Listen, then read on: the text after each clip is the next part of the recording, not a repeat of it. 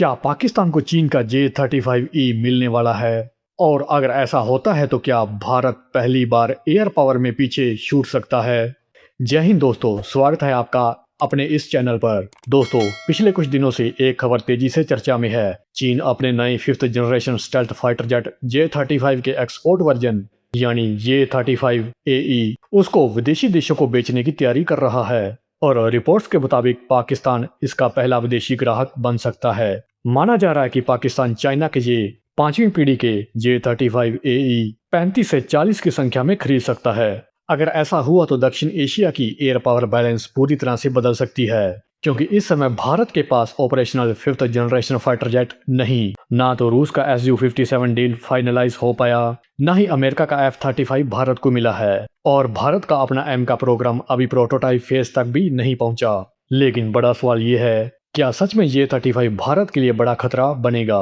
क्या राफेल इसके सामने कमजोर पड़ जाएगा? या चीन की स्टेल्थ टेक्नोलॉजी अभी उतनी मैच्योर नहीं जितनी कि अमेरिका की? आज की वीडियो में हम इसी पर गहराई से बात करेंगे, तो वीडियो को आखिर तक जरूर देखिए। सबसे पहले समझते हैं कि आखिर J-35AE है क्या। J-35 चीन का twin engine stealth fighter jet है, जिसे शेनयांग एयरक्राफ्ट कॉरपोरेशन ने डेवलप किया है। इसे अक्सर चीन का एक्सपोर्ट स्टेल्थ फाइटर कहा जाता है। कई एक्सपर्ट्स इसे अमेरिकी F-35 का चाइनीज अल्टरनेटिव मानते हैं। इस जेट की सबसे बड़ी खासियत है इसकी स्टेल्थ डिजाइन, यानी रडार पर कम दिखाई देना। इसके अलावा इसमें ऐसा radar, internal weapon base, advanced sensors, network centric warfare capabilities होने का दावा किया जाता है। चाइना दावा करता है कि J-35 modern electronic warfare environment में सरवाइव कर सकता है और लॉन्ग रेंज मिसाइल कॉम्बैट में बेहद खतरनाक होगा। और अगर पाकिस्तान को इसका एक्सपोर्ट वर्जन J-35AE मिलता है तो पाकिस्तान पहली बार स्टेल्थ फाइटर कैपेबिलिटी हासिल करेगा।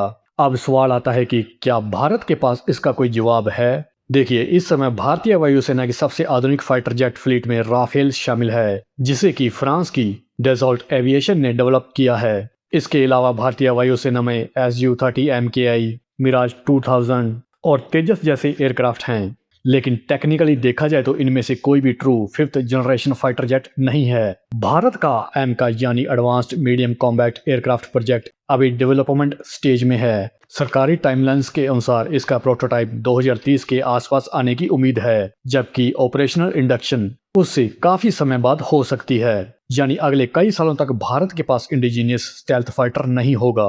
अब सबसे दिलचस्प हिस्सा, J-35AE वर्सेस राफेल कंपैरिजन। सबसे पहले स्टेल्थ की बात करें तो J-35AE को एडवांटेज मिलेगा। राफेल एक 4.5 जनरेशन का फाइटर जेट है, जिसमें स्टेल्थ शिपिंग लिमिटेड है, जबकि J-35 को शुरुआत से ही लो रडार क्रॉस सेक्शन के लिए डिजाइन किया गया है। लेकिन सिर्फ स्टेल्थ होने से कोई जेट अनबीटेबल नहीं बन जाता। राफेल की सबसे बड़ी ताकत है उसका कॉम्बैट प्रूवन होना। Rafale jet Libya, Syria, Iraq और अफगानिस्तान जैसे कई ऑपरेशनल मिशंस में इस्तेमाल हो चुका है। इसके अलावा राफेल का इलेक्ट्रॉनिक वॉरफेयर सूट स्पेक्ट्रा दुनिया के सबसे एडवांस्ड सिस्टम्स में माना जाता है।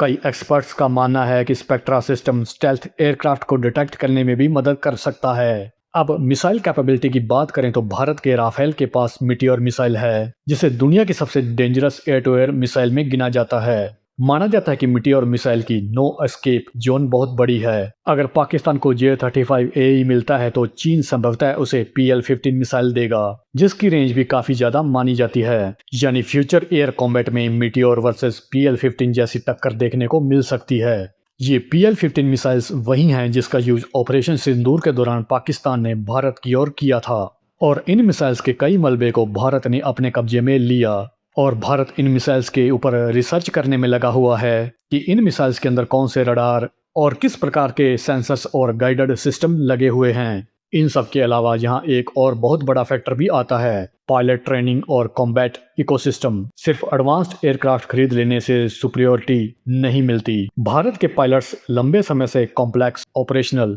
इन्वायरमेंट्स में ट्रेनिंग लेते आए हैं। Indian air force regularly multinational exercises में हिस्सा लेती रहती है, जैसे रेड फ्लैग, गरुड़ा और कोप इंडिया। इससे भारतीय पायलट्स को वेस्टर्न और ईस्टर्न दोनों प्रकार की टैक्टिक्स का अनुभव मिलता है। दूसरी तरफ चीन के एयरक्राफ्ट की असली कॉम्बैट कैपेबिलिटी अभी लार्जली अनटेस्टेड है। चाइना ने बहुत तेजी से टेक्नोलॉजी डेवलप की है, लेकिन चाइना के जेट्स का रियल वॉर टाइम परफॉर्मेंस अभी दुनिया ने नहीं देखा।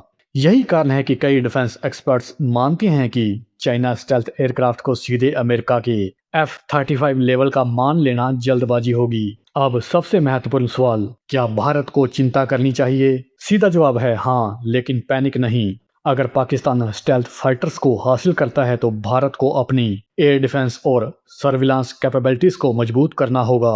भारत पहले से S-400 सिस्टम्स डिप्लॉय कर रहा है। इसके अलावा इंडिजीनियस रडार नेटवर्क्स, अवैक्स सिस्टम्स और एंटी स्टेल्थ डिटेक्शन टेक्नोलॉजीज पर भी काम कर रहा है। भविष्य में भारत को multi layered air defence system architecture की जरूरत होगी, जिसमें long range radars, satellites, drones और एआई बेस्ड बैटलफील्ड नेटवर्किंग शामिल है। साथ ही एमका प्रोजेक्ट को तेजी से आगे बढ़ाना भारत के लिए बेहद जरूरी हो जाएगा, क्योंकि आने वाले दशक में एयर वॉरफेयर सिर्फ स्पीड या मैन्योरेबिलिटी का खेल नहीं रहेगा, बल्कि स्टेल्थ, सेंसर्स, इलेक्ट्रॉनिक वॉरफेयर और डाटा फ्यूजन का युद्ध होगा।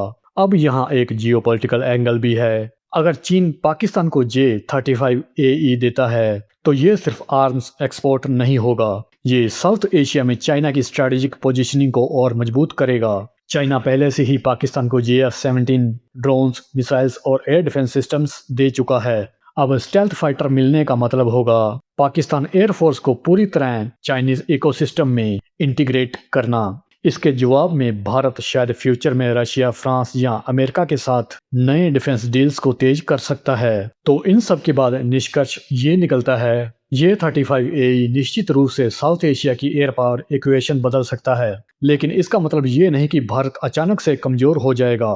राफेल अभी भी बेहद डेंजरस फाइटर है। इंडियन एयरफोर्स के पास एक्सपीरियंस, मिसाइल एडवांटेज और स्ट्रॉन्ग ऑपरेशनल डॉक्ट्रिन है, लेकिन ये भी सच है कि स्टेल्थ एरा तेजी से आगे बढ़ रही है और अगर भारत को फ्यूचर डोमिनेंस बनाए रखनी है तो एमका, एडवांस एयर डिफेंस सिस्टम्स और नेक्स्ट जनरेशन वॉरफेयर टेक्नोलॉजीज पर तेजी से काम करना होगा। अब आप क्या सोचते हैं, क्या J-35AE पाकिस्तान के लिए गेम चेंजर साबित होगा या फिर राफेल और इंडियन एयरफोर्स अभी भी रीजन में सुपीरियरिटी बनाए रखेंगे? अपनी राय कमेंट में जरूर बताइए। अगर वीडियो पसंद आई हो तो लाइक और शेयर करें और डिफेंस अपडेट्स के लिए चैनल को सब्सक्राइब करना न भूलें। जय हिंद।